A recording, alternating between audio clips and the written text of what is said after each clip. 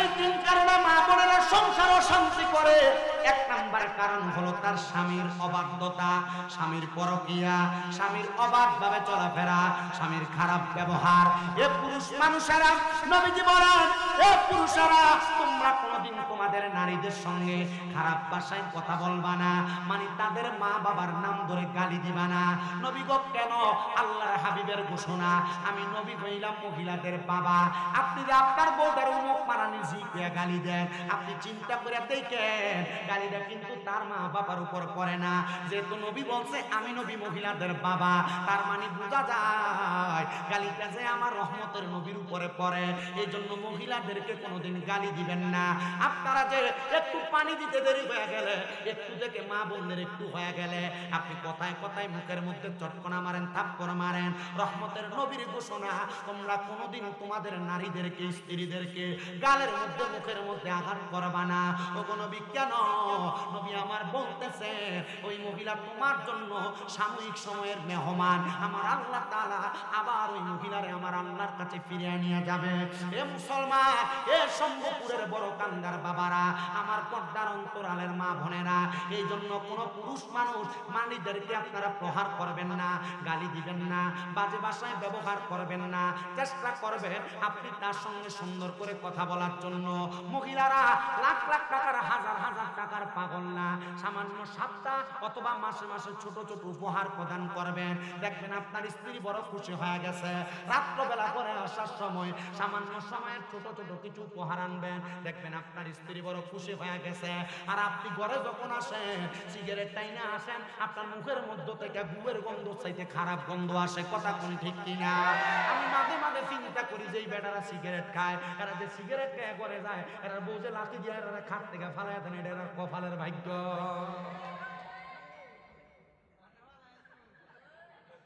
তখন আপনার কি অসুবিধা হইতেছে? ও চলবো ইনশাল্লাহ, বই ইনশাল্লাহ ওই মুরব্বী হ্যাঁ ঠিক আছে চলবো বলে চলবা। আল্লাহ কবুল করে জোরে কোনা আমিন। আস্তে আস্তে আর জোরে আমিন। আপনি যখন সিগারেট খেয়ে মুখটার দুর্গন্ধ বানায় ঘরে যান, তখন আপনার বউ আর আপনার ভালো লাগে না, অন্যদিকে ফিরা মুখটা ফিরে ঘুমায় থাকে। তখন আর আপনার ভালো লাগে না, আপনার ছোটরারে ভালো লাগে। মাথা নদী ঠিক না? তখন এই মহিলা পরকীয়াতে আসক্ত হয়ে যায়, নিজের স্বামীকে ভালো লাগে না, অন্য কোনো ছেলেকে ভালো লাগে। তো তোমার বউ খারাপ হওয়ার পিছনে এক নাম্বার দোষ তোমার। কথা কন না কেন? মহিলারা ঘরে কেন অশান্তি করে? এই কারণটা আমি কইতেছি। আপনার অসুবিধা হইতেছে? এই তিনটা কারণ আমি বের করছি, এটা কিন্তু কেউ কইছে না, আমি বের করছি। বাইর করে আমি বুঝলাম, দেখেন আপনার এই সমস্যাগুলো আছে কিনা। পুরুষ মানুষ নিজের স্ত্রীর সঙ্গে সংসার করতে করতে যখন তিক্ত হয়ে যায়, তখন তার স্ত্রীর সামনে সে ভাবির প্রশংসা করে, অন্য কোনো নারীর প্রশংসা করে। মনে রাখবেন, একটা মহিলা কখনো তার স্বামীর বা অন্য কোনো পুরুষকে দিতে চায় না, অন্য কোনো নারীকে দিতে চায় না। এজন্য কখনো আপনি আপনার স্ত্রীর সামনে পরনারীর প্রশংসা করবেন না, পরনারীর কথা মুখে আনবেন না। তাইলে দেখবেন আপনার সংসারটা এটার সংসার না, এটা জাহান্নাম হয়ে গেছে।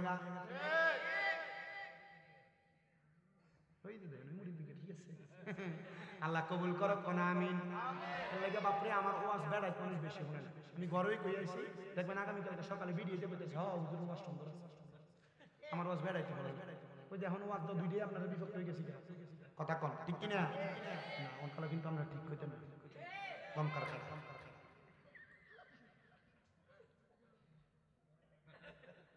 আপনাদের আসেন, আমার কাছে ভালো লাগে, কারণ এই দাড়ি পাকা মুরব্বী যারা, রহমতের নবীর ঘোষণায় দাড়ি পাকা মুরব্বীরা বট গাছের ছায়া, যেমন দাড়ি পাকা বয়স্ক বাবারা এরা কিন্তু বট গাছের ছায়ার মতো। এরা মরে গেলে গা আপনি মনে করেন না যে আপনি লেগে ভালা, আপনার দোয়ার একটা ভান্ডার মরে চলে গেছে গা কবরের তলে, এটা আপনি বোঝেন না। কিন্তু আপনি বুড়া মানুষ দেখলে বুড়া মানুষের ক্ষেত্রে দিয়ে লেগে ফেলে। বুড়া মানুষ আপনার কোনো পরামর্শ দিলে আপনি বুঝেন না, হয়নি? সাবধান, বয়স্ক মুরব্বীদের সাথে এগুলো করা যাবে না। যাবে যাবে আমারও দুই তিনজন প্রস্তাব দিচ্ছে আমরা এলাকা, তোমার মসজিদের সভাপতি বানাইতো। কিটা বানাইতো? আমারও সভাপতি কি লেগা কোন যারা দিয়ে উন্নতি হইব তারে না বুঝছি, তোমরা টেহা দিচ্ছ, আমরা সভাপতি বানাইতো, এলাকার বুড়ারা বানাও, এরা থেকে পরামর্শ লো। আর যারা যারা টেহার পয়সার মালিক, এরা আইন একটা উপদেষ্টা কমিটি বানাও। তোমরা তো বুঝো না, তোমরা টেহাটার ভাগলে ঠিক আছে না? বয়স্করা সম্মান, লাইটটা বন্ধ করো। বয়স্করা সম্মান ইজ্জত দেওয়া লাগে। আল্লাহ আমরা কবুল করুন। আস্তে করে আমিন। আসেন আমার বাবাজিরা, বন্ধুরা, গভীর মনোযোগ অন্তরের কানটা লাগা বয়ানটা শ্রবণ করার চেষ্টা করেন রে আমার বাবারা। 2 নাম্বার কারণ, একটা মহিলা তার শ্বশুর শাশুড়ির কারণে তার সংসারে অশান্তি সৃষ্টি করে। কিভাবে? ওই শ্বশুর শাশুড়ি তার ছেলের বউকে নিজের মেয়ের মতো মনে করে না। শ্বশুর শাশুড়িটা কি সুন্দর কথা, আমার জিয়ে জামাইটা খুব বালা। কি বালা? আমার জিয়ে যা কয় তাই হয় না, আমার ছেলেটা ভিটতে কিটা তার বউ যা করতে তা ওমা, তাহলে জিয়ে জামাই তো ভিটতে হবে। বেড়ে আপনারা শুনান, শ্বশুর শাশুড়ি যারা আছেন, আপনারা আপনাদের ছেলের বউদেরকে নিজের মেয়েকে যেমন ভাবে লালন পালন করতেন এমন ভাবে লালন পালন করবেন। মনে রাখবেন, কখনো আপনি আপনার ছেলের বউটাকে অন্যভাবে লালন পালন করার চেষ্টা করবেন না। দেখবেন যখন নিজের কন্যার মতো আপনি আপনার ছেলের বউকে লালন পালন করবেন, তখন আপনার ছেলের বউটা আপনাকে নিজের মায়ের মতো মনে করবে। কিন্তু আমাদের সমাজের মহিলারা এগুলা করতে চায় না। তারা মনে করে ছেলের বউকে এবং ছেলেকে তাদের মতো ছেড়ে দিলে মনে হয় আমার ছেলেটাকে নষ্ট করে ফেলবে। না না না, মনে রাখবেন এই পরিবারটা সুন্দর একটা সাবলীল ভাবে চলবে। আর 3 নাম্বার কারণ, একটা মহিলা তার মায়ের পরামর্শে তার স্বামীর সংসারে অশান্তি তৈরি করে। হুজুর কেন? এটা কিন্তু মহিলারা বিশ্বাস করতো না, মানতো না। মনে রাখবেন মা, আপনি হয়তো করেন না, তবে আপনার জাল করে। আপনার জাল হয়তো করেন না, আপনার পার্শ্ববর্তী ঘরের মহিলা করে। আপনার মা তার বুদ্ধি দেয়, তুই জামাই কি কামাই করে না না করে তুই হিসাব জানিস, এদিকে অন্য জায়গায় খরচ করে, তার বোনের দিয়ালা, তার মা বাপরে দিয়ালায়, এদিকে তোর সংসারের কোনো ভবিষ্যৎ উন্নতি হয় কিনা। এবার মহিলা যখন তার স্বামীর সঙ্গে টাকা পয়সার হিসাব নিয়ে লেনদেন কষাকষি করে, তখন এবার লাগে ভিডা ভিডিয়ার কিলা কিনি। কথা বল ঠিক কিনা? ঠিক আছে না? ঠিক আছে না? বাস্তব আপনার বললো বাস্তব, না বললো বাস্তব। অসুবিধা হইতেছে আপনারা? এই ওয়াজ সবাই কাছে ভালো লাগতেছে। গভীর মনোযোগ দেন বাবারা। এজন্য আমি আমার মাদেরকে বলবো, সংসারে প্রশান্তির চেষ্টা করেন, সংসার সুন্দর করার চেষ্টা করেন। আপনি বেপরদা চলবেন না, বেপরদা চলবেন না। আল্লাহর কোরআন বলেন, ওয়াকরনা ফি বুয়ুতিকুন্না ওয়ালা তাবাররাজনা তাবাররুজাল জাহিলিয়াতিল উলা। আমার আল্লাহ তাআলা ঘোষণা করে, বান্দার দলেরা, তোমরা তোমাদের নারীদেরকে জাহিলিয়া যুগের মহিলাদের মতো বের হতে দিবা না। নবী গো কেন কেন কেন? বলে যদি বের হতে দাও, হাদিস শরীফের মধ্যে নবী ঘোষণা করতেছে, তখন নারীরা বিশৃঙ্খলার মধ্যে পড়ে যাবে, ইফতিজিং এর শিকারে পড়ে যাবে। নারীদেরকে অবাধভাবে অন্য পর পুরুষরা ডিস্টার্ব করবে। আমরার মহিলারা পর্দা করবে দূরের কথা, ওই মহিলারা প্রত্যেক শুক্রবারে ভৈরবের ব্রিজের নিচে না গেলে তারা ভালোই লাগে না। এ মা, মনে রাখবেন গো মা, আপনি যদি বেপরদা চলাফেরা করেন, আপনার কারণে 4 জন পুরুষ মানুষ দুজকে যাবে। রহমতের নবীর ঘোষণা, একজন নারীর কারণে 4 জন পুরুষ মানুষ দুজকে যাবে। বড় হুজুর কেমনে? আপনারা যারা কোনো কন্যা সন্তান জন্ম দিয়েছেন, আপনাদের যাদের মেয়ে আছে, যদি ওই বাবা তার মাইয়ারে পর্দা না করায়, তখন তার মেয়েটাকে বেপরদা চলার কারণে কবরে প্রশ্ন করা হবে, কেন গো, কেন আপনি আপনার মেয়েটাকে পর্দা করান নাই? বলবে আমি সময় পাই নাই, মেয়েটা পর্দা মোতাবেক চলাফেরা করে নাই, আধুনিকতার ছোঁয়ায় মেয়েটা বেপরদা চলাফেরা করেছে। তখন মেয়ে বলবে আমার আব্বাজান কেন পর্দা করে নাই, বাবাজান জানে। তখন ওই বাবা এবং মেয়েকে একসাথে দুজকে দেওয়া হবে। 2 নাম্বার কারণ হলো, 2 নাম্বার কারণ, একটা মা একটা বাবার পরে একটা সন্তান তার মাকে যদি পর্দা না করায়, তার মাকে যদি পর্দা না করায়, তাহলে সন্তান তার মার কারণে দুজকে যাবে। 3 নাম্বার কারণ, 3 নাম্বার কারণ, একটা দুনিয়ার জমিনের মধ্যে ভাই যদি তার বোনকে পর্দা না করা, আপনি পর্দা করাবেন দূরের কথা, আপনি আপনার বোনকে নিয়ে মোটর সাইকেলের পেছনে পেছনে ঘুরেন, না না না, আপনি আপনার বোনটাকে পর্দা করানোর চেষ্টা করেন। যদি আপনি না করান, তাহলে আপনি ভাই আল্লাহর কাছে জবাবদিহিতা করা লাগবে। আর 4 নাম্বার কারণ হইল, দুনিয়ার জমিনে একটা স্বামী যদি তার স্ত্রীকে পর্দা না করায়, তাহলে ওই স্বামীটা স্ত্রীর কারণে দুজকে যাওয়া লাগবে। আপনি পর্দা করাবেন দূরের কথা, আপনি আপনার বউকে বলেন আপনার ছোট ভাইকে ভাত বেড়ে দেওয়ার জন্য, আপনি আপনার বউকে বলেন ছোট ভাইয়ের গায়ে হলুদে হলুদ দেওয়ার জন্য। না রে মুসলমান না, আল্লাহর নবীজির ঘোষণা, একটা নারীর জন্য তার দেবর হলো মৃত্যু সমতুল্য কাল সাপের মতো। কিন্তু আপনার বউ সুন্দর তার দেবরের সঙ্গে কথা বলতেছে, আমরা সমাজ তো এটারে বানাইছে দেবর ভাইয়ের মতো, কি হইব? না না না না না, একটা বাবি দেবরের সামনে যাইতে পারবে না, এটা তার জন্য গায়রে মাহরাম হারাম। এই জন্য আমি আমার পর্দানশীল মা বোনদেরকে বলতে চাই, আপনারা নিজে যদি জান্নাতে যাইতে চান আপনি নিজের চিন্তা করেন, আপনি নিজের চিন্তা করেন। এমন বেহায়াপনা কোনোদিন করবেন না। গায়ে হলুদের অনুষ্ঠানে যায় হলুদ দেওয়া, এটা আপনারা নাজাত দিতে পারবে না, জান্নাত দিতে পারবে না। এজন্য সবার কাছে আবদার, আপনি যদি দুনিয়ার জমিনের মধ্যে চলাফেরা করেন, মনে রাখবেন মনে রাখবেন মনে রাখবেন মা, কলাটাকে সুইলা যদি রাস্তায় ফেলে দেওয়া হয় কেউ খাবে না, কিন্তু কলাটার উপরে যদি কলার কাবারটা তাকে সবাই নিয়ে নিয়ে খাবে। মনে রাখবেন রাস্তার খোলামেলা মেয়েটারা সবাই পছন্দ করে, বিয়ে করার সময় কিন্তু সাবলীল সুন্দর পর্দাওয়ালা মাইয়াটার এটুয়া।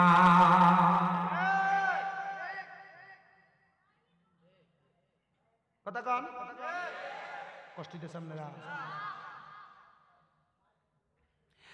আমার বাবা, আমি কি অনেক ওয়াজ শুরু করছি? ওয়াজ হই আমি ওই জেনে যাইয়া খুতবার ভিতরে ওয়াজ ডাইরেক্ট টান দিয়ে লাইছি। জিকির আজকার মিলাদ শরীফ কিছুই করছি না, জিকির কর্তা যদি আপনারা কন করাম, আমার কি দাদা একটা কাগজ দিচ্ছে, কে বই দিছে কাগজটা আলাই দিছে, ওই না না না আমারে কইছে আমি একটা শান গাইতাম, আমি কম ইনশাআল্লাহ। আপনারা আসেন না ইনশাআল্লাহ? আল্লাহ যেন কবুল করে, জোরে কোন আমিন, মুহাব্বতের আওয়াজে কোন আমিন। এই জন্য বাবাজিরা পর্দা কোরআনের চেষ্টা করবে, আপনি আপনার নারীটাকে এমনি এমনি ছাইরা দিয়েন না।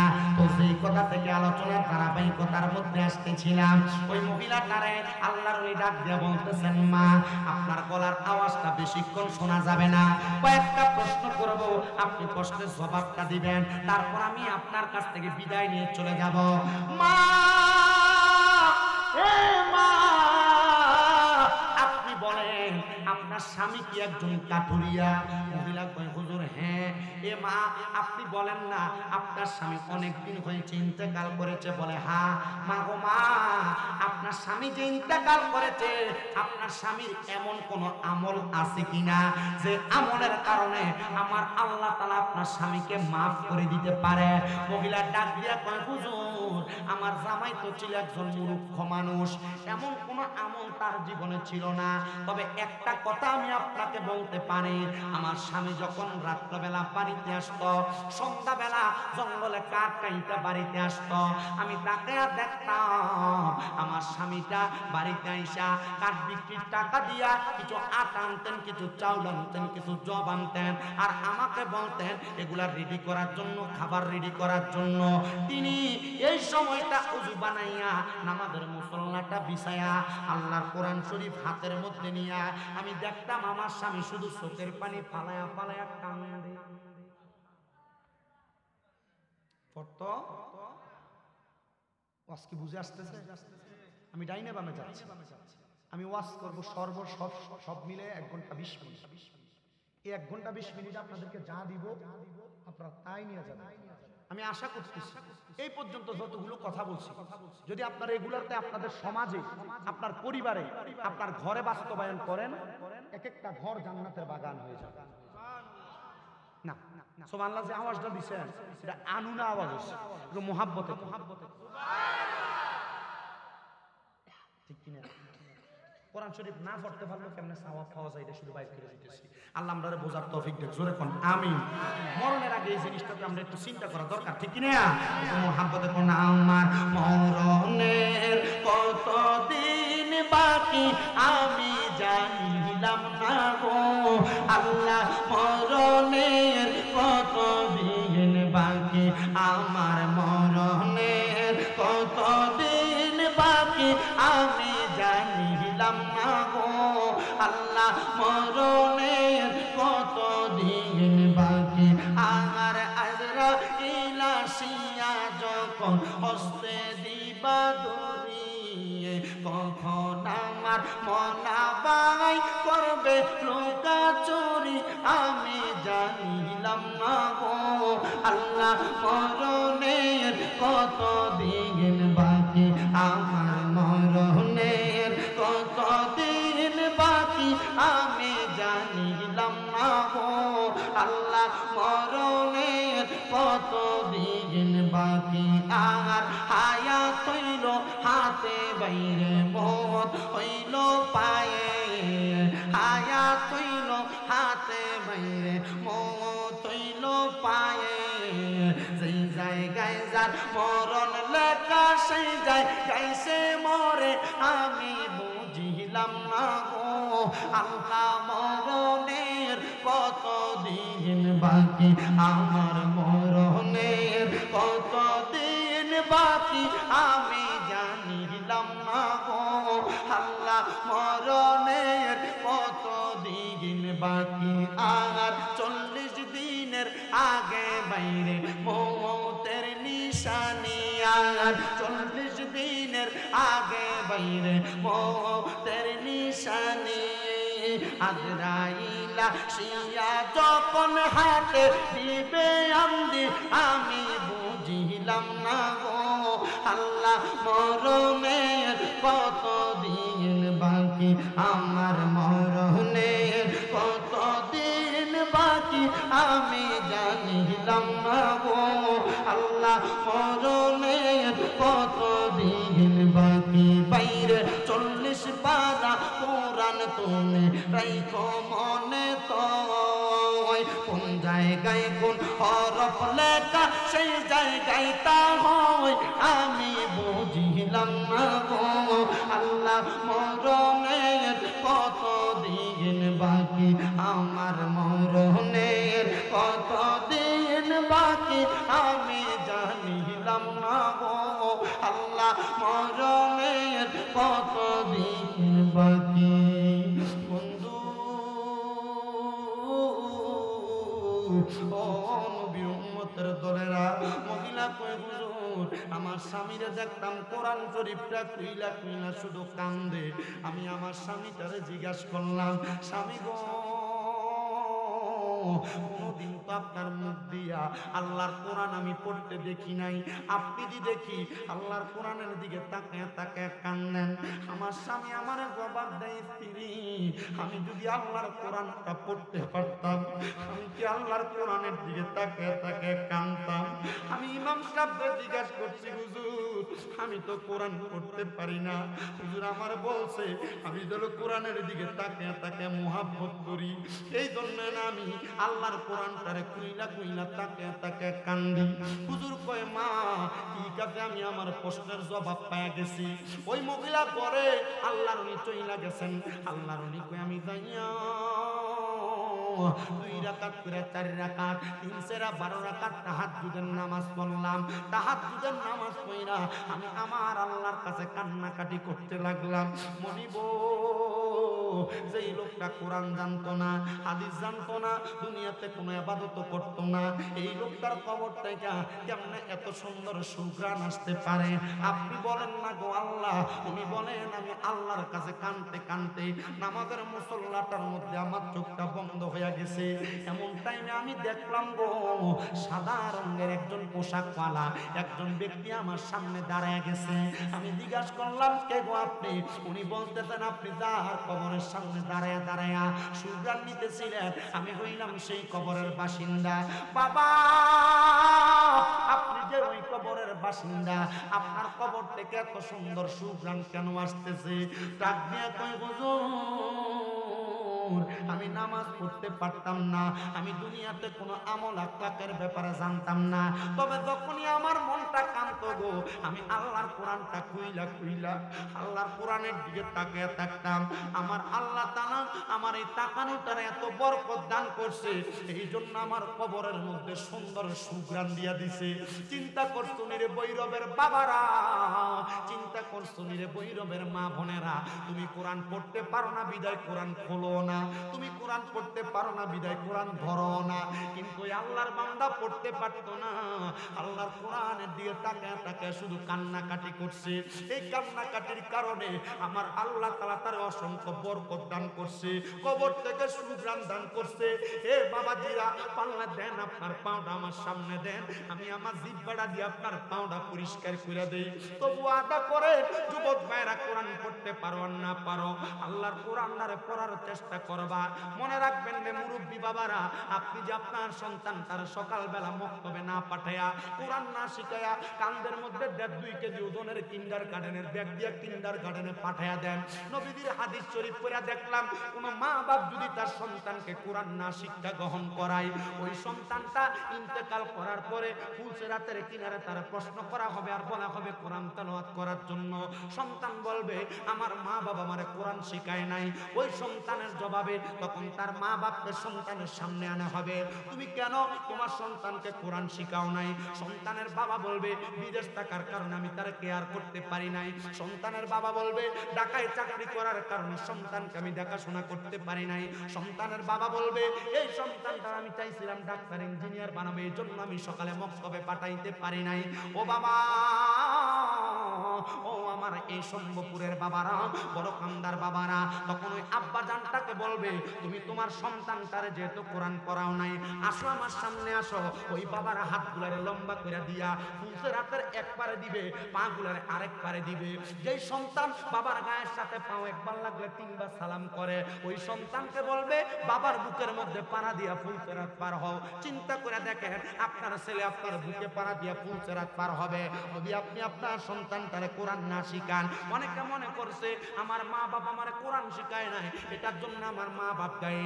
মনে রাখবা, তুমি প্রাপ্তবয়স্ক হওয়ার পরে যদি তুমি নির্ধারিত কোরআন না শিখো, যখন তুমি তোমার আব্বার বুকে পাড়া দিবা, তখন তোমার আব্বা সহ তুমি জাহান্নামের হাবিয়া স্থানের মধ্যে পড়বা। এ বাবা, এ পর্দার অন্তরালের মা, যদি দুনিয়াতে কোনো কিছু করতে চান, সন্তানটাকে আপনি কোরআনওয়ালা বানান, সন্তানটাকে আল্লাহর কোরআন শিক্ষা গ্রহণ করান। এ বাবা,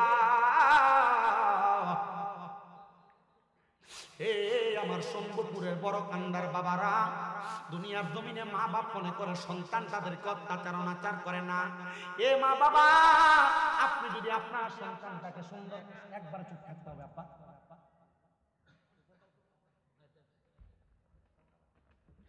এ বাবা, এ পর্দার অন্তরালের মা, তোমার সন্তান তোমার বৃদ্ধ বয়সে তোমারে মারে, তোমারে ভাত দেয় না, এটার কারণ, এটার দোষ তোমার। কেন কেন? আল্লাহর নবী বলতেছে দুনিয়ার জমিনের মধ্যে একটা সন্তান জন্ম দেওয়ার পর মা বাবার দায়িত্ব শেষ না। একটা সন্তান জন্ম দেওয়ার পর মা বাবার 6টা দায়িত্ব। ওই দায়িত্ব যদি মা বাবা পুঙ্খানুপুঙ্খানুভাবে পালন করে, ওই সন্তান কখনো তার মা বাপকে কষ্ট দিবে না, আঘাত দিবে না। কেন? কি কারণ? মনে রাখবেন, সন্তান জন্ম দেওয়ার পর একটা মা বাবার দায়িত্ব 7 দিনের মাথায় তার কানের মধ্যে একটা মা বাবার দায়িত্ব তার কানের মধ্যে আজান দেওয়া। 2 নাম্বার দায়িত্ব মা বাপ সন্তানের একটা সুন্দর নাম রাখা। 3 নাম্বার দায়িত্ব সন্তান জন্ম দেওয়ার পর মা বাপ ওই সন্তানের মাথাটা মুন্ডে দেওয়া, মানে কামাইয়ে দেওয়া 7 দিনের মাথায়। 4 নাম্বার দায়িত্ব সন্তান জন্ম দেওয়ার পর সন্তানের আকিকা প্রদান করা, ছেলে হলে 2টা ছাগল, মেয়ে হলে 1টা ছাগল দ্বারা। আর 5 নাম্বার দায়িত্ব সন্তান যখন 7 বছর বয়সের হয়, ওই সন্তানটারে নামাজের জন্য বলা। 10 বছর বয়স থেকে সন্তানকে নামাজের জন্য প্রহার করা। আপনারা বলেন না, কারণ আপনি বাপে নিজেই বেনামাজি।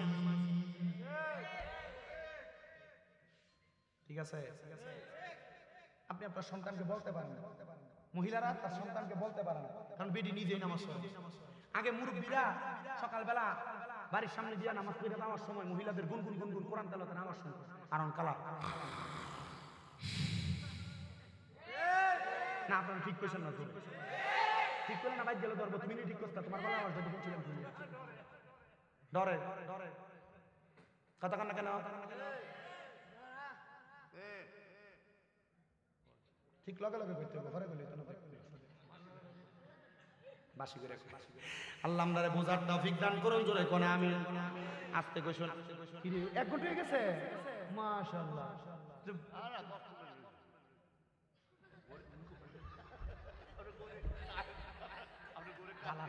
আল্লাহ কবুল করুক, আমিন কইন। আমি এরুমই। আপনার কষ্ট হইতেছে কোনো? আর আমি খুব মহব্বত করি। আমি আমার দাদারে জন্মের পর দেখি, আমার নানা জান আমার বড় কষ্ট করে মানুষ করছে। আমার নানা বড় কষ্ট করে 1.5 বছর হয় আমার নানা মারা গেছে। মারা যাওয়ার আগে আমরা হজ করাই আছি। আমার নানা মারা কইছে আমি তোর লাগা কাবা ঘরে গিলাপ করে দোয়া করেছি। আমার নানা আমারে কইছে আমি তোর লাগা রাসূলের রওজায় সালাম দিয়েছি, আমি দোয়া করি তুই যেন তাড়াতাড়ি মক্কা যেতে পারিস। আমার নানা মরার 1 বছরের মাথায় আমি হজ করছি। আমার চুলি লম্বা ছিল, আমরা দেখছেন না, চুলি ভালো হয়েছে। আমার নানা দোয়া করছে আমার লাগা। আল্লাহ কবুল করুক, আমিন। এবার 6 মাসের ভিতরে আবার করাইবে আমার বলে হজ। দেখছেন কি আশকোড়া, কি মজার জায়গা। আমি একটা সালাম দিছি, আমি রাসূলের পাকের রওজার সামনে যখন গেছি 7 দিন একটানা রাসূলের পাকের রওজার সামনে 5 ওয়াক্ত নামাজের পরে দাঁড়ায় দাঁড়ায় সালাম দিছি।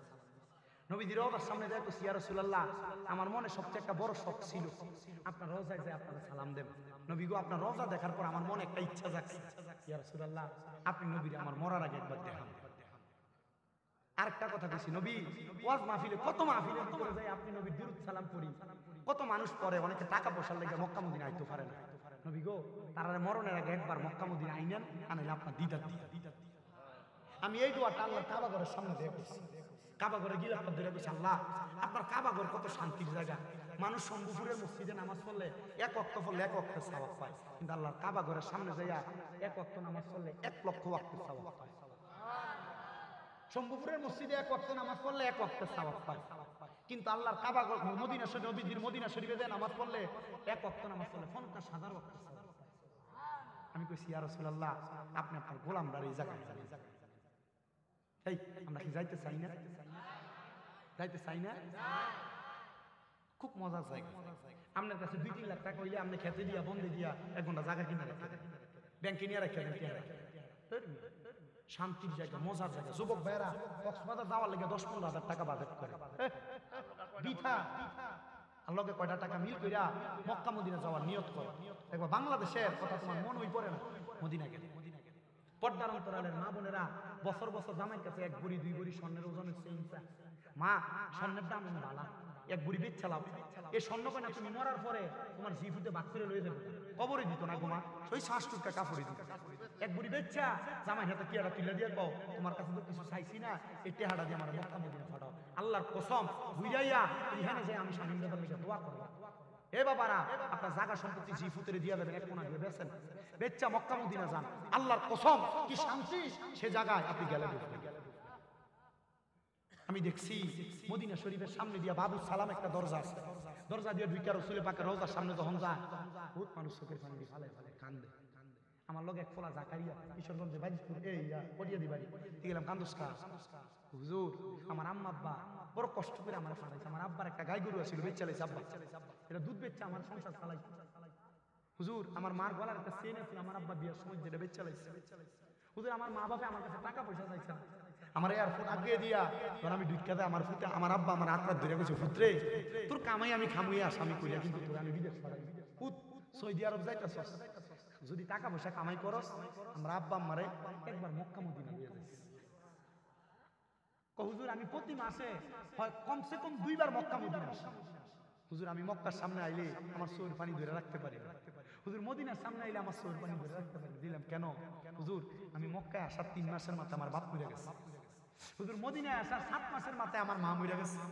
হুজুর আমার ব্যাংকে লাখ লাখ টাকা, আল্লাহর কসম আমি আমার আব্বা আম্মারে মক্কা মদিনা দেখাইতে পারি না। হুজুর আমার টাকা দিয়ে কি লাভ? সন্তান টাকা পয়সা ব্যাংকে রাখছো, আমি তোমার কাছে কমু টাকা পয়সা ব্যাংকে রাখো না, আম্মা আব্বার মতো রত্নটা পয়সা থাকতে যত্ন করো। অনেক পোলাপান দোকানের সামনে দিয়া যায়, তার বাপের বয়সে মুরব্বীরা দোকানে বইয়া থাকে, কিন্তু এই ফোলার বাপের থেকে 5 টাকা 10 টাকা খুঁজা নিয়া ফোলা চলছে, কিন্তু বাপের কিন্তু 100 টাকা হাত খরচ দিতে পারে না আব্বা দুনিয়া। অনেক পোলাপান রাস্তা দিয়ে হাঁটে, মার বয়সী অনেক বুড়া মহিলা দেয়, কিন্তু এই ফোলার মা কাপড় রাস্তা ফিরা ছিল, কাপড় রাস্তা 10-5 টাকা বাইন্দা রাখছে, এই ফোলারে দিছে। কিন্তু আজকে মা কবরে, তার কাছে লাখ লাখ টাকা, মারে 500 দিয়ে একটা কাপড় কিনে বিদাইতে পারে না। অনেক ফোলা মানে টাকা পয়সা আছে, কিন্তু এই ফোলা ঘরে গেলে শান্তিতে ঘুমাইতে পারে না। মা বাপ যে খাটে ঘুমায়, খাটটার দিকে চাইলে চোখের পানি বাইরে, মা বাপের আলনাটার দিকে চাইলে বাপের পুরা লুঙ্গিটার দিকে চাইলে চোখের পানি। আজকে কত মহিলারা আইছে না বাপের বাড়ি সম্ভবপুর মাহফিল, কিন্তু বাইতে মারা দেখছেন, মা মরে গেছে, বাপরে দেখছে না, বাপ কবে আব্বা কেউ যদি আমার মা বাপরে জুদা করে দিয়ে থাকেন দেন, আপনার ফাউন্ডা আমার সামনে দেন, কেউ যদি আমার মা বাপরে ধমক দিয়ে থাকেন দেন, আমি আমার জিব্বাটা দিয়ে আপনার ফাউন্ডা পরিষ্কার করে দিই, ও আঘাত করবেন শুধু এখান থেকে বাইর যে আম্মা আব্বার ফাউন্ডি দিয়ে মাপ চাইবে, কারণ আজকের মাহফিল কবুল হইব কি হইব না এটার গ্যারান্টি কেউ দিতে পারতো না। তবে আমি একটা গ্যারান্টি দিয়ে যাই, আগামীকালকে যদি দেখেন এলাকার বয়স্ক মুরব্বীরা দোয়ানে বইয়া কয় হ্যাঁ স্বামীরা একটা বক্তাই ছিল, তার কথা হই না আমার ফুতে বাজ্যে আমার ফাঁড়ির ধরে মাপ চাইছে, কিন্তু আমার ফুতে কোনোদিন আমার লোক অন্যায় করছেন, আপনি মনে করছেন মা বাবার ফাঁয়ে ধরলে দাম কমে দেয় না, আল্লাহ তাআলা আপনাদের সারা দুনিয়ার কাছে বড় বানাইছে। কিন্তু ফুতে চিন্তা করে আমি তো 2 ঈদের সময় মা বাবার ফাঁয়ে ধরে সালামই করি না, আমি ফাঁয়ে ধরে মাপ চামু কেমনে? এই অনেক পোলা পানাইজ এখানে বসছে, অনেক মা বোনেরা বসছে, অনেক মুরব্বীরা বসছে, এরা চিন্তা করে হুজুর যারা বাড়িতে মা বাপ আছে এরা বাজ্যে মা বাপের ফাঁয়ে ধরে মাপ চাইবে, আমার তো মা নাই, আমি কার ফাঁয়ে ধরে মাপ চাইবে? হুজুর যারা বাড়িতে আব্বা আছে তারা বাজ্যে আব্বার ফাঁয়ে ধরে মাপ চাইবে, আমি কার ফাঁয়ে ধরে মাপ চাইবে?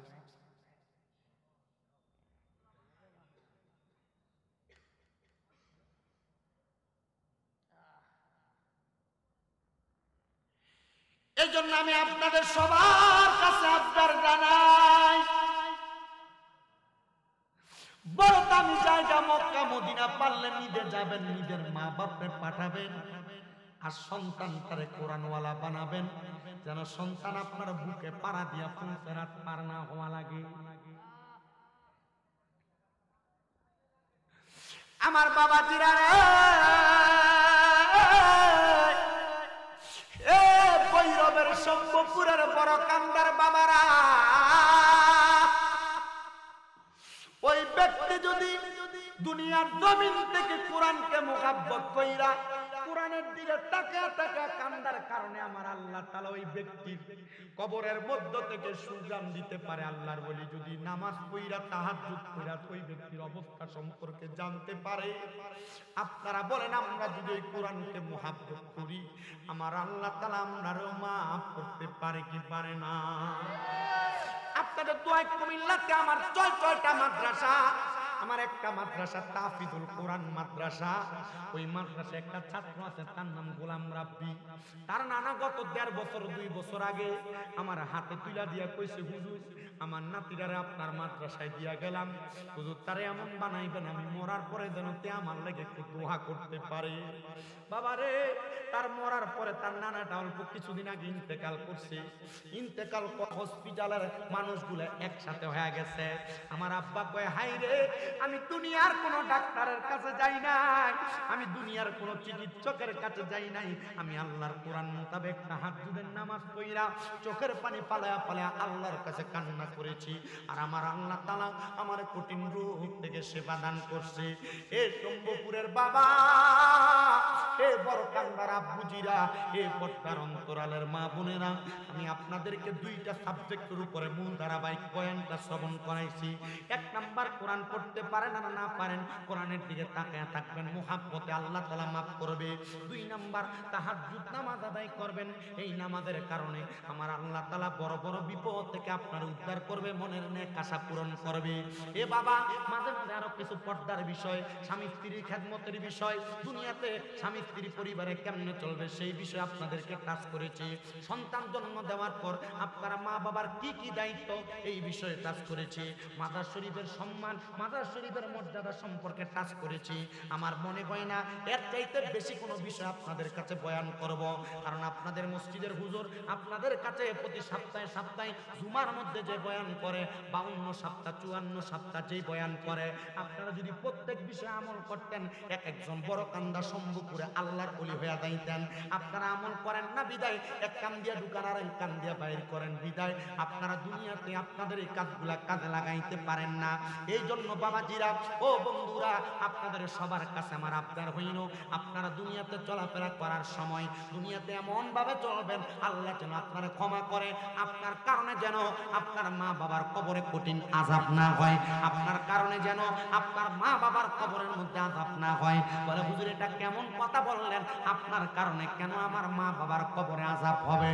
মনে রাখবেন সন্তানের অপকর্মের কারণে আল্লাহ তাআলা মা বাবার কবরে আযাব দেয়। আমি আরেকটা কারগুজারি ছোট্ট ঘটনা আপনাদেরকে শোনাইবো, যদি আপনারা ধৈর্যের সাথে আমার সাথে বসবেন। রাজি আছেন? কারা কারা ডান হাত তুলে আমারে দেখা, আল্লাহ যেন কবুল করে, জোরে কোন আমিন। যদি ঘটনাটা শুনতে চান মুহাব্বতে আমার সাথে হক আদায় করার লক্ষ্যে একটু দরুদ শরীফ আদায় করেন। আল্লাহুম্মা সাল্লি ওয়া আলা আলি সাইয়্যিদিনা মুহাম্মাদ ওয়া আলা সাইয়্যিদিনা মুহাম্মদ।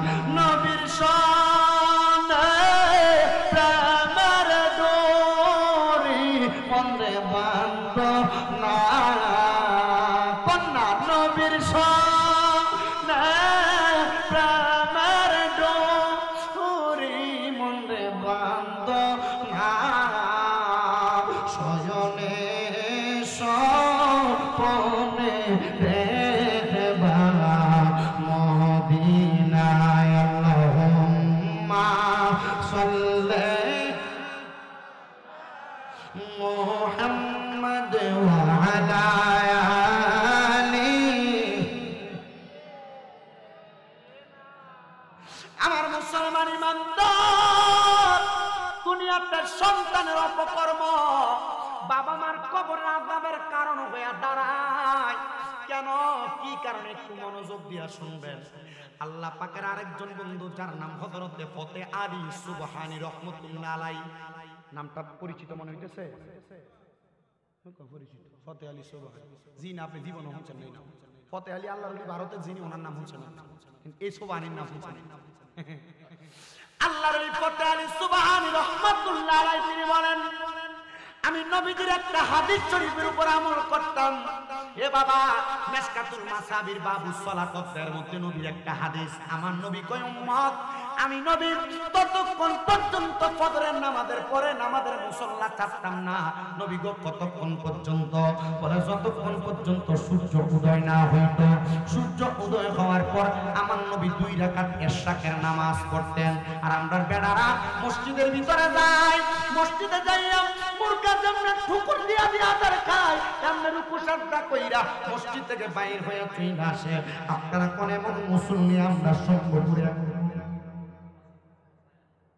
কি তো নাই? আমার বাবাজিরা, বন্ধুরা রে,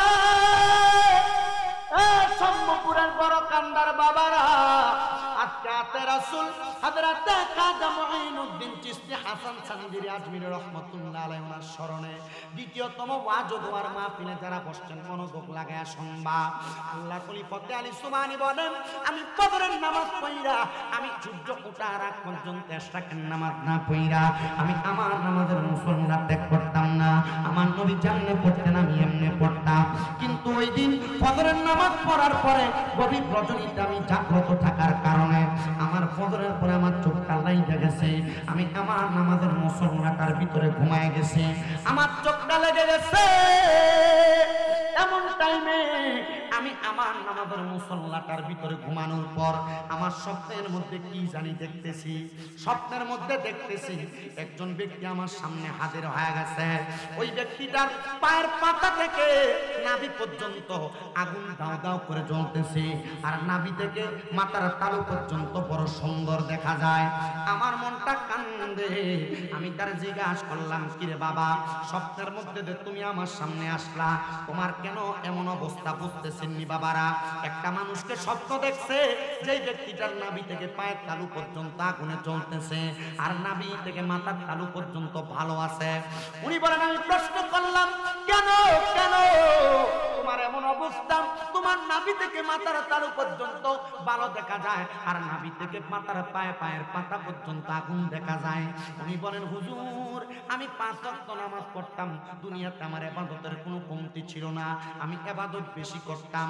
হুজুর, দুনিয়াতে আমি ইন্তেকাল করার আগে আমার একটা মেয়ে আমি জীবিত রাইখে আসছি, আরেকটা মেয়ে আমার স্ত্রীর গর্ভে আমি 5 মাসের রাইখে আসছি। যেই মেয়েটা জীবিত ছিল এই মেয়েটাকে আমি কোরআনওয়ালা বানাইছি, এই মেয়েটাকে আমি পর্দাশীল বানাইছি হুজুর। আর আমার যেই মেয়েটা আমি কবরে আসার পরে দুনিয়াতে আগমন করছে গো, ওই মেয়েটা দুনিয়াতে আসার পর হইছে উগ্র, ওই মেয়েটা অবাধভাবে চলাফেরা করে, ওই মেয়েটা শরীয়তের আইন মোতাবেক চলাফেরা করে না। আমার আল্লাহ তাআলা আমার একটা মেয়ের কারণে আমার শরীরের অর্ধেক অংশ ভালো করে রাখছে, আর যেই মেয়েটা বেপরদা বেহায়াপনা কইরা চলে ওই মেয়েটার কারণে আমার নাভি থেকে পায়ের পাতা পর্যন্ত আগুনে জ্বলতাছে। এজন্য আমার আল্লাহ তাআলা আমার কবরে এমন অবস্থা রাখছে। হুজুর আপনি আমার জন্য একটু দোয়া করবেন, আল্লাহ যেন আপনার দোয়ার বরকতে আমারে maaf করে দেয়। মনে রাখবেন আত-তাকদিরু লা ইয়ারুদ্দু, মানুষের তাকদীর কোনোদিন পরিবর্তন হয় না ইল্লা বিদুয়া। দোয়ার কারণে মানুষের তাকদীর পরিবর্তন হয়ে যায়, দোয়ার কারণে গরিব ধনী হয়ে যায়, বদদোয়ার কারণে বড়লোক গরিব হয়ে যায়। এ বাবা আল্লাহর ওলি ডাক দিয়া কই হুজুর আপনি আমার জন্য, আল্লাহর ওলিকে ডাক দিয়া কই হুজুর আপনি আমার জন্য একটু দোয়া করবেন। আপনারা মাঝে মাঝে আপনাদের মারে স্বপ্ন দেখেন, আপনাদের বাবারে স্বপ্ন দেখেন, মাঝে মাঝে স্বপ্ন দেখেন আপনার মা আপনার কাছে ভাত খোঁজে, আপনার বাপ আপনার কাছে খানা খুঁজতেছে, এমন স্বপ্ন দেখেন দেখেন না? মাঝে মাঝে স্বপ্ন দেখেন। মনে রাখবেন স্বপ্ন কেন দেখায়? আল্লামা ইবনে সিরিনের স্বপ্নের তাবিরের কিতাবের প্রথম দিয়া লিখতেছে, কোন মা বাবা কোন আত্মীয় স্বজন যদি কবরে থাকে, কবরের মধ্যে কষ্টে থাকলে তখন তারা স্বপ্নে দেখা দেয়, তখন যেই ব্যক্তি স্বপ্ন দেখে ওই ব্যক্তির স্বপ্ন দেখা দেয় যেন এই ব্যক্তি তার জন্য একটু দোয়া করে। আপনার স্বপ্নে যখন দেখা দিবে আপনি সাথে সাথে যারা স্বপ্ন দেখছেন তার জন্য একটু দোয়া করবেন। এবার আল্লাহর ওলি বলেন আমি তার স্বপ্নটা দেখার পরে আমি এবার তার কাছ থেকে চলে গেলাম, আমি ওই দিন আর ইশরাকের নামাজটা পড়ি নাই, আমি তালাশ করতে লাগলাম কে রে এমন কোন ব্যক্তির সন্তান যার ঘরের মধ্যে একটা মেয়েকে রাইখা আরেকটা মেয়ে গর্ভে রাইখা ইন্তেকাল করছে। উনি খুঁজতে খুঁজতে পুরাটা এলাকা খুঁজা ফেলছেন, কোন ঘর পায় না। একটা ঘরের দরজা বন্ধ দেখা ওই ঘরের দরজার সামনে যায় সালাম দেয়, আসসালামু আলাইকুম ওয়া রাহমাতুল্লাহ। আমি একবার সালাম দিলাম, দুইবার সালাম দিলাম, তিনবার সালাম দিলাম। তিনবার সালাম দেওয়ার পরে একটা মেয়ে ঘরের দরজা খুইলা আমার শরীরের মধ্যে নোংরা পানি ফিক্কা মারছে, মানে পানি মেলা মানে আমার গায়ে মারছে। এই মেয়েটা পানিটা দেওয়ার পর আমি পেছনের দিকে ফিরে চলে আসতেছি, এমন টাইমে আরেকটা মেয়ে জবাব দেয় ওয়ালাইকুম আসসালাম। জবাবটা পাইয়া আমি জিজ্ঞাসা করলাম এমন অসভ্য আচরণ করলা, তোমরা যে এমন আচরণ করলা কারণটা কি বলবানি? বলে হুজুর আমার এই বোনটা একটু উগ্র টাইপের, আমার এই বোনটা ভালো মানুষ না, সে কেমন ভাবে মানুষের সঙ্গে আচার ব্যবহার করা লাগে জানে না। হুজুর আপনি কেন আসছেন বলেন না? বলে এই আসার কারণ হইল তোমার আব্বা তো দুনিয়াতে নাই, আর আমি স্বপ্ন দেখছি রে তোমার আব্বা যেন কবরের মধ্যে বড় কষ্টে আছে, তোমার আব্বা যেন কবরের মধ্যে বড় আযাবের মধ্যে আছে। বলে হুজুর কেন, কারণটা কি? আপনি যেহেতু আমার আব্বা জানকে কবরের মধ্যে আযাব অবস্থার মধ্যে দেখেছেন, তাইলে কোন কারণে আযাবের মধ্যে আছে আপনি সেই অবস্থাও দেখেছেন। হুজুর আপনি বলেন না ওই আযাবের কারণটা কি? ওই হুজুর ডাক দিয়া কয় তোমার আব্বার কবরের আযাবের কারণ হইল তোমার এই উগ্রবোধ। ওই মেয়েটা বলেন আমি দৌড়ে সাথে সাথে ওই আল্লাহর ওলির কদমটার মধ্যে ধরে ফেললাম।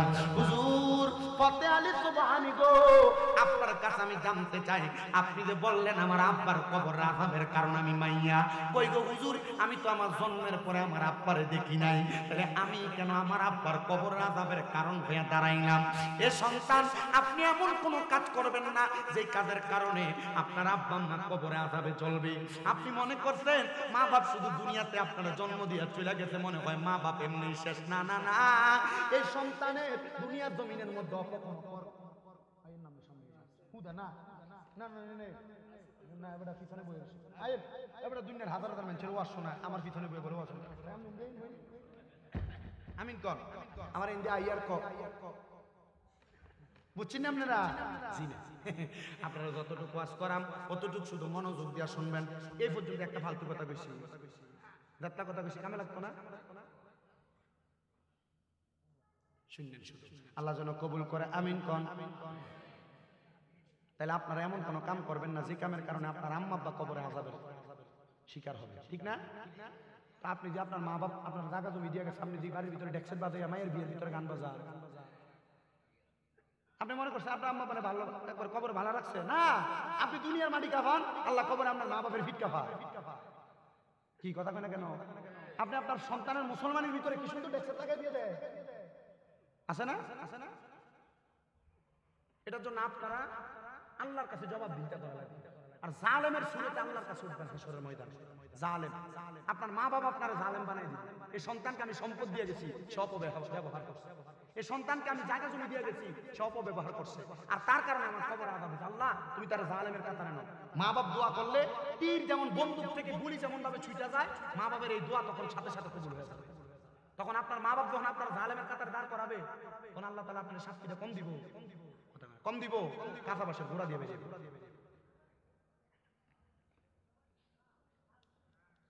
আল্লাহ আমরারে বোঝার তৌফিক দিন। না আমরা আবারও কিফটামি করে আমিন করতেছি, আরো জোরে কোন আমিন। ওই মাইয়াটা ডাক দিয়া কয় হুজুর আমি আমার জন্মের পরে আমার আব্বারে দেখি নাই। আপনি বললেন আমার আব্বার কবরের আযাবের কারণ, আমি কারণটা কি আপনি বলবেন নি? বলে কারণ হইল তোমার উগ্রবাদিতা, কারণ হইল তোমার ব্যাপকতা চলা, কারণ হইল তুমি দুনিয়ার জমিনের মধ্যে ইবাদত ছাড়া, দুনিয়ার জমিনের মধ্যে আমল ছাড়া। মাইয়া কয় হুজুর আপনি আমার তালিম প্রদান করেন যেন আমি আপনার কথা মোতাবেক আমি দুনিয়ার জমিনের মধ্যে আমল কইরা আমার আব্বা যেন কবরের আযাবের কারণ না থাকে। হুজ্জাতুল্লাহিল আলামিন কিতাবের মধ্যে উল্লেখ করতেছে ওই মাইয়াটা মাত্র 7 দিনের মাথায় হেদায়েত প্রাপ্ত হয়েছে। ওই মাইয়া 5 ওয়াক্ত নামাজ পড়েছে, আবেদা হয়েছে, সালেহা হয়েছে। 7 দিনের মধ্যে ইবাদত কইরা ওই মাইয়াটা 7 দিনের মাথায় আল্লাহর ওলি হযরতে ফতে আলী সুবহানের কাছে যাইয়া হাতবারে ডাক দিয়া কয় হুজুর আপনি তো আমার মনের মধ্যে অশান্তি লাগাইছে, আমার আব্বা জান আমার কারণে কবরের আযাবে জ্বলতাছে। হুজুর এখন তো আমি আগের মতো উগ্র না, এখন তো আমি আগের মতো বেপরতা না, এখন তো আমি আগের মতো বেনামাজি না, আমি তো এখন সব আমল আখলাক গুনাহ করি। হুজুর গো আপনি বলেন না আমার আব্বা জান কবরে এখন কেমন আছে?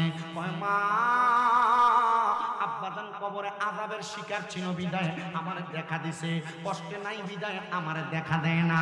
তবে আমি তোমাকে বলতে চাই গো মা তুমি ইবাদত কইরা আল্লাহর কাছে দোয়া করবা। আল্লাহর নবীর শিক্ষা তিরমিজি শরীফের হাদিস, দুনিয়ার জমিনের মধ্যে কোন সন্তানের মা মারা যাওয়ার পরে বাবা মারা যাওয়ার পরে একটা সন্তান যদি চোখের মণিকোটার মধ্যে একটা মাছির মাথা পরিমাণ পানি চাইরা দিয়া কান্না করে, ওই পানিটা মাটিতে পড়ার আগে আমার আল্লাহ তাআলা তার মা বাবার জীবনের গুনাহগুলো মাফ করে দেয়। এ মাইয়া তুমি এমন ভাবে দোয়া করো দেখবা আমার আল্লাহ তাআলা তোমার দোয়া কবুল করবে। হুজুর ডাক দিয়া কয় তোমার আমি একটা নামাজের তালিম দিলাম, ওই নামাজটার নাম আমি আপনাদেরকে একটু আগে বলছিলাম, নামাজটার নাম হলো তাহাজ্জুদের নামাজ। ও বন্ধু ওই মাইয়াটা বলে আমি তাহাজ্জুদের নামাজ পড়া পড়া কান্না করিয়া দোয়া করি, হায় রে আমি নামাজ পড়া যখন দোয়া করি 7 দিনের মাথায় আমি আল্লাহর কাছে দোয়া করতে করতে আমি আমার আব্বার সুখে কাতর হইয়া কান্না করতে করতে নামাজের মুসল্লাটার মধ্যে বেহুশ হয়ে গেছি। এমন টাইমে আমি দেখলাম সাদা রঙের পোশাক পরা কে জানি একজন আইসা আমার পরে হাজির হয়ে গেছে। ওনার শরীরের আলোতে আমার ঘরটা সুন্দর নুরান্বিত হয়ে গেছে। আমি জিজ্ঞাসা করলাম কে কে গো আপনি, আপনার পরিচয় কি? উনি আমারে ডাক দিয়া কয় মা গো যে বাবার জন্য দোয়া করছো আমি সে আব্বা জান। বাবা আপনার নাকি কবরে নাভি থেকে পায়ের তালু পর্যন্ত আগুনে জ্বলছে। ওই আব্বা ডাক দিয়া কয় মা জ্বলছিল কথা সত্য গো জ্বলছিল, কিন্তু মা গো মা আমি আপনি মা আমার জন্য দোয়া করার কারণে আল্লাহ তাআলা আমি আব্বার কবরটারে নাজাত বানিয়ে দিছে। এ আমার সম্ভবপুরের বড় কান্দার আম্মু গো, তোমার বাপ বুঝি কবরে, তোমার মা বুঝি কবরে, জানো না তোমার মা বাবা কবরে কেমন আছো? তোমার মা বাবা কবরে কোন হালতে আছে? তোমার কাছে সম্পদের অভাব নাই, টাকা পয়সার অভাব নাই, তুমি তোমার টাকা পয়সা সম্পদ দিয়া তোমার মা বাপকে খুশিও করতে পারো না। আব্বা মা অন্ধকার কবরে, হায় রে মা তোমার কাছে আমি করজোরে আবদার করি গো মা, তুমি তোমার আব্বা আম্মার জন্য তাহাজ্জুদের নামাজ পড়া 5 ওয়াক্ত নামাজ পড়া দোয়া করবা, দেখবা আমার আল্লাহ তাআলা তোমার মা বাপরে মাফ করে দিছে। আল্লাহ তাআলা তোমার মা বাপরে মাফ করে দিছে, আল্লাহ তাআলা তোমার মা বাপরে মাফ করে দিছে।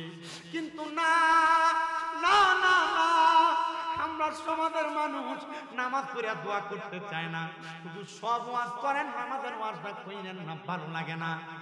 না রে মুসলমান, না পর্দার অন্তরালের মা হযরত আব্দুল হক মুহাদ্দিস দেহলভীর আরেকটা ঘটনা একটা না শোনান, কিছু আরেকটা শোনাইতে হবে। আমরা থাকবাই বিরিয়ানি থেকে বেশি কি তো কয়টা বাজে? আর 20 মিনিট শেষ করে দেব, 2টার মধ্যে আমরা মুনাজাত নাহলে ফজর নামাজ পড়া লাগবে না। আপনারা আছেন না? একটু জিকির আজকার করে আর পরে বিদায় নেব। ছোট্ট 5-7 মিনিটের ভিতরে আরেকটা ঘটনা বলি, আপনি একটু মনোযোগ দিয়ে বসবেন ইনশাআল্লাহ। আমার বাবারা হযরত আব্দুল হক মুহাদ্দিস দেহলভী রাহমাতুল্লাহ আলাইহি বলেন, আমার একজন সার্কিট আমার কাছে ঘটনাটা সুন্দর করে বর্ণনা করেছে। তিনি বলেন, আমার কাছে একদিন একজন আল্লাহ পাকের বান্দা, তিনি নেশা করতে করতে বিভোর, নেশা করতে মদ খাইতো। তিনি একদিন আমার কাছে কয়, হুজুর আপনি আমার একটু মুরিদ করান। কিতা করাইতো? তে খায় কিতা? নেশা করে। আয় কয় কিতা করাইতো? হিসাব করে। ফেসে বললাম রে, তারা যদি মুরিদ না করে, যদি আমার নেশা করে মানুষ কম কি কাম করে, যদি আমার ভিডিও দিয়াবো কখন আমারে মুরিদ করাইবেন, শর্ত আছে। শর্ত দিবি কি মুরিদ রে? আছে না এমন বহুত ফিসাবরার কাছে মুরিদরা বিভিন্ন প্রশ্ন করে, আছে না? আমার বহুত ফিসাবও কিন্তু আছে, মুরিদরা সামনে লিয়ে বসে সিগারেট টানে। আমরা কথা কন না কেন? এমন ফিসাব আছে না? বহুত ফিসাব আছে, ভিডিও দিয়ে বসে থাকে, এটি ফিন্নেটির জুতা ভিডিও এলাকা থেকে বাইর করে। কথা কন না কেন? এই ফিসাব পর্দার আয়াত জানে না, পর্দার আয়াত জানলে ভিডিও সামনে লিয়ে বসে থাকতো না। আল্লাহ রসুলের দরবারে মহিলা যাইতেন, রসুল পর্দার আড়াল থেকে বায়াতের বাক্য তেলাওয়াত করতেন, মহিলারা পর্দার আড়াল থেকে শুনতেন। কথা কয় না ঠিক কি না? ভিডিওতে বয়ে থাকে না, আছে না বিশ্বাস? মুড়িতে সিগারেট ধরে যায়, আমি এমন বহুত হিসাব দেখছি। আল্লাহ, যদি এমন ফিসাবের কাছে কেউ মুড়ি ধরে থাকেন, তালাক দেন তাড়াতাড়ি, এটা ফিট থাকতো না আপনার। কথা কয় না কেন? ঠিক কি না? আল্লাহ আমাদের বোঝার তৌফিক দান করুন, জোরে কোনে আমিন, মুহাব্বতের আওয়াজে কোনে আমিন। আমার মুসলমান ওই মুড়ির ডাক দিয়া কয়, হুজুর শর্ত হইল আমার আপনি মুরিদ করাইবেন, তবে আমি নামাজ পড়তে পারবো না। আরে বলে কি, মুরিদ হইছো তো নামাজ পড়ার জন্য, আমার আদেশ তাজিম তরবিয়ত মাইনে ইবাদত করার জন্য, তুমি নামাজ পড়তে পারবা না, তাহলে তুমি কেন মুরিদ হইবা? ডাক দিয়া কয়, হুজুর আমি মুরিদ হইতে পারবো না। হুজুর কয়, ঠিক আছে মুরিদ হইবা, নামাজ পড়তে পারবা না, তাইলে আমি তোমার একটা সবক দিব। নামাজে তো পড়তে পারবা না, যখনই তুমি অবসর থাকবা তুমি একটা জিকির করবা। বলে কোন জিকির? বলে যে জিকিরটা আফদালুজ যিকরি লা ইলাহা ইল্লাল্লাহ, ওই জিকিরটা করবা। তুমি অবসর সময় লা ইলাহা ইল্লাল্লাহ, লা ইলাহা ইল্লাল্লাহ, লা ইলাহা ইল্লাল্লাহ জিকিরটা করবা। পারবানি? কয় হুজুর অন্য কোনো কিছু যখন নাই, নামাজের কথা বলছেন, নামাজ পড়তে পারবো না। হুজুর আমি লা ইলাহা ইল্লাল্লাহ জিকিরটা করতে পারবো। তবে হুজুর কয়, লা ইলাহা ইল্লাল্লাহ জিকির করতে পারবা, শর্ত হইল যদি তুমি নামাজ পড়ো, এক ওয়াক্ত নামাজের কারণে একটা করে জুতার আঘাত পাইবা। হুজুর এটা কেমন কথা বলেন? হুজুর বুঝতে পারলাম না। হুজুর বলে, হ্যাঁ তুমি আমার এই কথাটা মানতে পারবা কিনা বলো, তাইলে আমি তোমার মুরিদ করাবো। কয় হুজুর যেহেতু বলছেন নামাজ পড়তাম না, নামাজ পড়লে একটা করে জুতার আঘাত দিবেন প্রতি ওয়াক্তের জন্য, আর আমার আমল হইল মুরিদ হওয়ার পরে লা ইলাহা ইল্লাল্লাহ জিকির। হুজুর আমি আপনার কথা মাইনা চলবো। হুজুরের কথা শুই না, এবার মুরিদ হয়ে গেছে। বাড়িতে গেছে রাত্রবেলা, মদ খায়া নেশা কইরা, কিন্তু যাইতে যাইতে নেশা কর। হুজুর যে কইছে লা ইলাহা ইল্লাল্লাহ, লা ইলাহা ইল্লাল্লাহ, লা ইলাহা ইল্লাল্লাহ জিকির করতেছে। বেটার বউ কয়, হাই রে আমি প্রত্যেকদিন দেখতাম আমার স্বামীকে নেশা কইরা বাড়িতে আসে, কিন্তু আজকে দেখে আমার স্বামী জিকির করতে করতে বাড়িতে আসে। নেশা কইরা বাড়িতে আসতো বিধায় আমি আমার স্বামীর কোনো খেদমত করতাম না। ওই দিন ওই স্ত্রী বলেন, আমার স্বামী ঘরে ঢুকার সাথে সাথে আমি তার পাটা থেকে জুতা খুইলা আমি সুন্দর করে তার পাটা মুইসা দিছি, সুন্দর করে তার বিছানা গোছায়া তার বিছানাতে দিছি। কিন্তু আমি স্ত্রী যখন ওই দিন রাত্রবেলা আমার স্বামীর পাশে ঘুমাইলাম, ওই দিন আর আমার আরামে ঘুম আসে না। খুশি জামাই ভালো হয়ে গেছে। আপনি সিগারেট খানাটা ছেড়ে দিয়ে দেখতেন, আপনার বউর মতো খুশি দুনিয়ার আর কেউ হইতো না। কথা দি কয় না? ঠিক না? ওই যে কথা আগেরটা, আপনার মুখের ভিতরে যে গন্ধ থাকে লাথি দিয়ে ফালান, আপনার ছাইরে দিয়ে দেখেন আপনার বউর মতো খুশি আর কেউ হইতো না। কথা দি কয় না? বেডিটা আমি বড় খুশি রে, খুশি আমার স্বামী নেশা করা বন্ধ করে দিছে, আর ঘরে ঢুকতেছে জিকির করতে করতে। মারহাবা কন্যা, আমার স্বামীটা জিকির করতে করতে ঘরে ঢুকতেছে, আমার স্বামী জিকির করতে করতে ঘুমায়ও গেছে। মানুষ তো তাই মাইল বেল নাই সহ্যত নাই। আমার স্বামী জিকির করতে করতে ঘুমায়া গেছে। জিকির করতে করতে যখন ঘুমায়া যায়, আমি আমার ওই স্বামীটার দিকে তাকায় রইলাম। হঠাৎ করে যখন রাত্র গভীর হয়ে গেছে, আমি আমার স্বামীকে দেখলাম শরীরটা ঘাম দেওয়া, হুবুত করে লাফ দিয়ে উঠে আমার স্বামী কেমন জানি কান্না করতেছে। আমি আমার স্বামীকে জিজ্ঞাসলাম, এ স্বামী, আপনি যে কান্না করতে করতে উঠছেন, আপনার গায়ের মধ্যে যে চিকন করে ঘাম দেখা যায়। ডাক দিয়া কই, স্ত্রী গো, আমি একটা মারাত্মক স্বপ্ন দেখছি গো, আমি একটা স্বপ্ন দেখছি গো। এই স্বপ্নটার কারণে আমার কাছে বড় ভয় ভয় লাগতেছে। বলে কি স্বপ্ন দেখছে? বলে আমি স্বপ্ন দেখছি আমার ঘুম থেকে জাগ্রত কইরা কে যেন একটা নদীর পাড়ে নিয়ে দাঁড় করাইছে, আর আমার নদীটার মধ্যে এমন সুদ, কোন পাতা যদি ছেড়ে দেওয়া হয় একটা সেকেন্ডের সাথে ওই পাতাটা কোথায় যেন উধাও হয়ে যায়। কে যেন আমার নদীর পাড়ে দাঁড় করায় আমার নদীর মধ্যে ধাক্কা দিয়া পালাইছে। আমি বাতাও বাতাও করে বারবার চিৎকার করতেছি। এমন টাইমে আকাশের মধ্য থেকে 5টা দড়ি এই পানির মধ্যে পড়ছে। আমি একটা দড়ির মধ্যে বাঁচার জন্য ধরলাম। আমি দেখলাম আমি পানির নিচের দিকে চলে যাচ্ছি। আরেকটা দড়ির মধ্যে ধরলাম, আমি দেখলাম আমি আরো নিচের দিকে চলে যাচ্ছি। আরেকটা দড়ির মধ্যে ধরলাম, আমি দেখলাম আমি নিচের দিকে চলে যাচ্ছি। 4 নাম্বার দড়ির মধ্যে ধরলাম, আমি দেখলাম আরো নিচের দিকে চলে যাচ্ছি। আমি চিন্তা করলাম 5 নাম্বার আরেকটা চান্স, আমি 5 নাম্বার দড়িটাতে দইরা দেখে আমি বাঁচতে পারি কিনা। আমি আবার 5 নাম্বার দড়িটার মধ্যে ধরার সাথে সাথে 5টা দড়ি মিলা আমার এমন ভাবে উপরের দিকে টান দিয়া তুলছে। টান দেওয়ার পরে আমি উপরের দিকে আইসা বইসা গেছি। স্ত্রীটাকে আমার জামাই তো নামাজ পড়ে না, আজকে দেখতে জিকির করে, একটা সুযোগ পেয়ে গেছি। আমার জামাইরে আমি নামাজের দাওয়াতটা দিয়া ফালাই। ডাক দিয়া কয়, স্বামী, এই 5টা দড়ি তো দড়ি না, এই 5টা দড়ি হইল 5 ওয়াক্ত নামাজ। উনি ডাক দেয়া কয়, নদীতে ডুবার তাইকা যদি 5টা দড়ি আমার বাঁচায়া এই 5টা নামাজ যদি এটার কারণ হয়, স্ত্রী গো, আমি আব্দুল হক মুহাদ্দিস দেহলভীর একজন ছাত্রের কাছে পায়াত হইয়া আমি কইছি নামাজ পড়তাম না, নামাজ যদি পড়ি উনি আমার একটা একটা করে এক ওয়াক্তের জন্য জুতার আঘাত করবে। তবে জুতার আঘাত কোনো বিষয় না, যদি এমন কঠিন আযাব থেকে বাঁচতে হয়, কঠিন বিপদ থেকে বাঁচতে হয়, নামাজ পড়লে যেহেতু বাঁচা যায়, আমি এই নামাজের মাধ্যমে বাঁচতে চাই, বাঁচতে চাই, বাঁচতে চাই। আইরে আমার বাবা, এ বড় কান্দার পর্দার অন্তরালের মা, উনি বলে আমি নামাজ পড়লাম ফজর, নামাজ পড়লাম জোহর, নামাজ পড়লাম আসর, নামাজ পড়লাম মাগরিব, কিন্তু রাস্তার মধ্যে যাইতে যাইতে আমি আব্দুল হক মুহাদ্দিস দেহলভীর ছাত্র পর্যন্ত যাইতে লাগলাম। আমার বাড়ি থেকে উনার বাড়ি পর্যন্ত যাইতে অনেক সময় লাগে। আমি এশার নামাজের ওয়াক্তে আমার স্ত্রীর নিয়ে আব্দুল হক মুহাদ্দিস দেহলভীর ছাত্রের দরবারে গেলাম। যাওয়ার পর আমি তাকায়া দেখলাম এশারের নামাজের ওয়াক্ত নামাজ চলতেছে। আমি এইটা দেইখা আমি সুন্দর করে ওনার পেছনে নামাজে দাঁড়ায় গেলাম।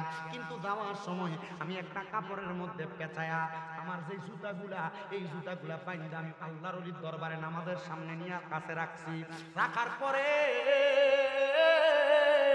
আমি যখন বাম দিকে দাঁড়ায় নামাজ পড়ছি, ওই নামাজটা শেষ কইরা আল্লাহর ওলি আব্দুল হক মুহাদ্দিস দেহলভীর ছাত্রটা বাম দিকে সালাম ফিরিয়ে দেখে আমার দিকে তাকায় তাকায় মুস্কি মুস্কি হাসে।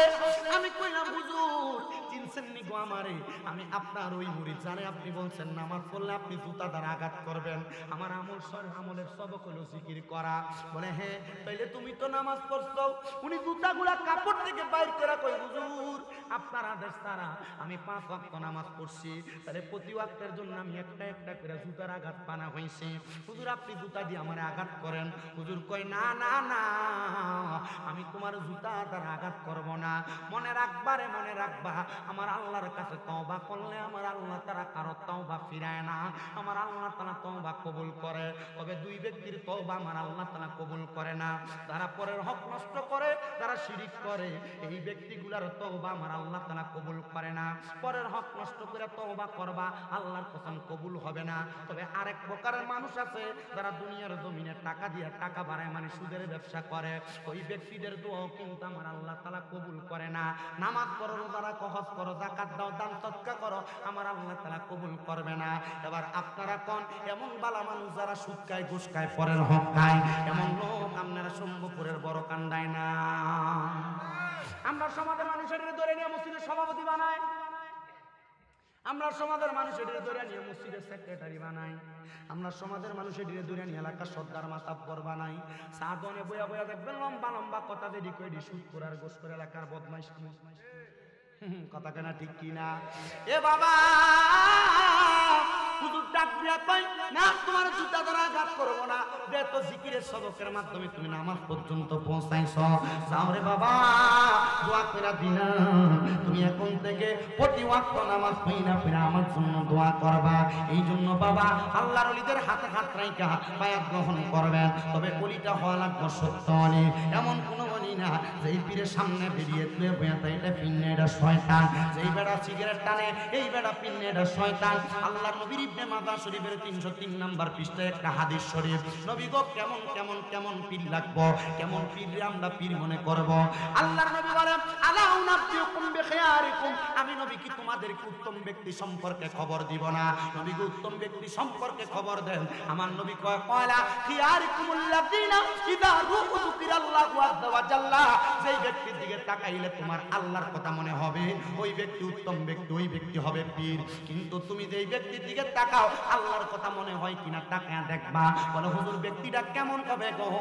ব্যক্তিটা এমন হবে যার নামাজ ভালো, তার রোজা ভালো, তার আকীদা ভালো, নবীর প্রতি তার তাওয়াক্কুলটা বড় সুন্দর, বড় ভালো, ওই ব্যক্তিটাই হবে আল্লাহওয়ালা ব্যক্তি। ওই ব্যক্তিটার দিকে তাকাইলে আমার আল্লাহর কথা মনে হবে। এই জন্য বাবারা হক্কানি রাব্বানি পীর মাশায়েখ কইরা আপনি আপনার জীবনটারে সাজাইবেন, আপনি আপনার জীবনটারে সাজাইবেন। এই জন্য আমি আমার বয়ানের শেষ প্রারম্ভিকা জয়ানের শেষ মুহূর্তে আপনাদের সবার কাছে বলবো, আপনারা বলেন আমরা সবার জবান আছে না নাই? মুহাব্বতে আছে না নাই? যাদের জবান আছে তাদের কাছে আমার দাবি আছে, যাদের জবান নাই তাদের কাছে আমার কোনো দাবি নাই।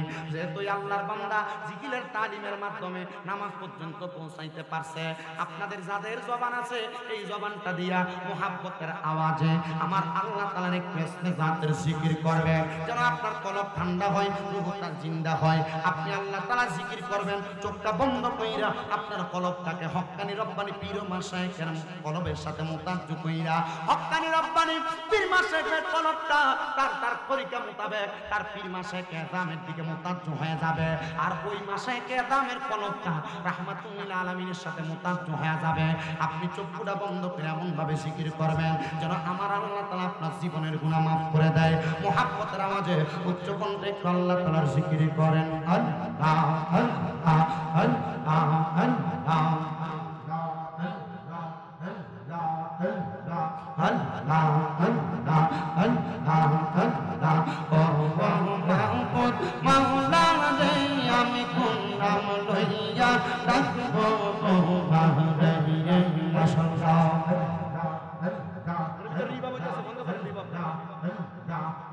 আমি কোন নাম লইয়া ডাকবো আমি কোন নাম লইয়া ডাকবো কোন নাম লইয়া ডাকলে তোমায়, কোন নাম লইয়া ডাকলে তোমায় তোমরাই নেইবা বান্দা রে।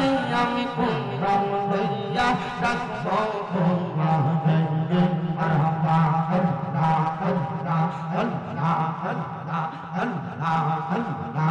একদান কিলা মুসা নবীজি তার ডাকেতে সারা দিলা তোর পাগলে জানে মারহাবা আল্লাহ আল্লাহ।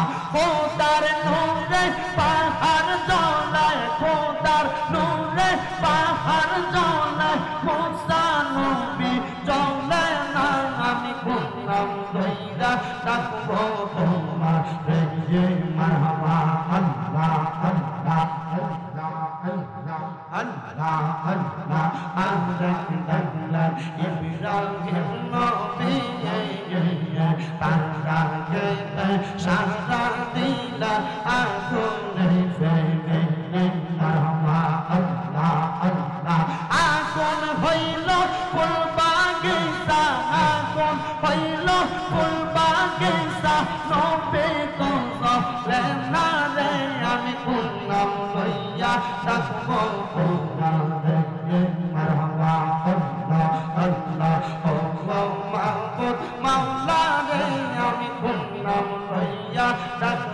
তোমার মারহাবা জবানটা খুইলা আল্লাহর স্মরণ নাই আল্লাহ আল্লাহ তোমায় ডাক দিলে বলার তানে তাইও রে খাজা ডাক দিলে বলার তানে তাইও রে ও পানার খাজা বাবা রে তুমি ধীরে ধীরে ফিরে ফিরে চালা আইয়া রে মারহাবা আল্লাহ আল্লাহ চন্দ্র রাইতে আইসো খাজা চন্দ্র রবা তোমার গলায় প্রেম আমরা প্রেমের মারহাবা আল্লাহ আল্লাহ তোমার আত্মাতে আত্মা মিশাইয়া রাঙাই কো আত্মাতে আত্মা মিশাইয়া রাঙাই কো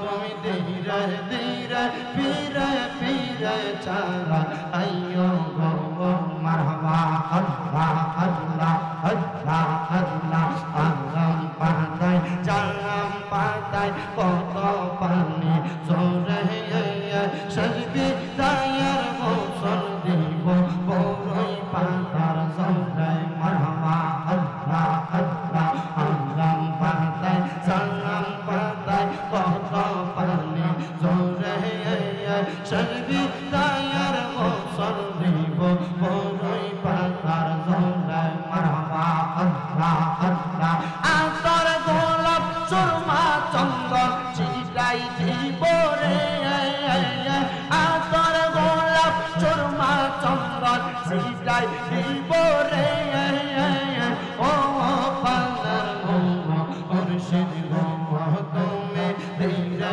ধীরে ফিরে ফিরে চালা আইয়া গো মারহাবা আল্লাহ আল্লাহ আমার বিয়ার জাকরিয়া মে চারজন দেখি আন্দার ঘরে নামাই দিয়া দিব আমায় পাখি মারহাবা আল্লাহ আল্লাহ সেই কবর নূরের নবী আই গো রে সেই কবর নূরের নবী আই গো রে ও পাগল মুর্শিদ রে তুমি ধীরে ধীরে ফিরে ফিরে চালা আইয়ো রে মারহাবা আল্লাহ আল্লাহ আল্লাহ আল্লাহ আল্লাহ আল্লাহ